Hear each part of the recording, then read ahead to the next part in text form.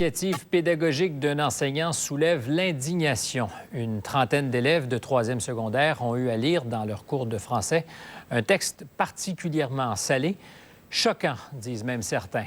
Des parents ont donc porté plainte et la commission scolaire enquête. Maxime Bertrand. Pour certaines religions, parce que c'est une école multi-ethnique, Saint-Luc, et ça aurait pu blesser beaucoup de personnes, et surtout les femmes, et c'était vraiment déplacé. Aujourd'hui, à l'école Saint-Luc, les élèves ne parlaient que de ça. L'indignation était sur toutes les lèvres.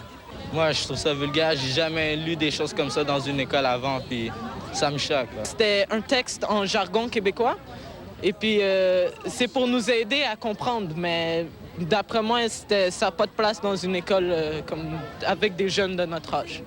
Le mois dernier, un professeur de français, Réal Cloutier, a fait lire ce conte d'André Lemelin à ses élèves de secondaire 3. Un texte où l'auteur décrit la vie d'une prostituée dans des termes crus, vulgaires, violents. Il y est aussi question d'inceste, de viol et de déviation sexuelle. Une fille a dit « on n'apprend rien dans ce texte-là ». Puis là, lui, il a dit « sûrement parce que tu l'as déjà fait ». C'était ça. Jugez par vous-même.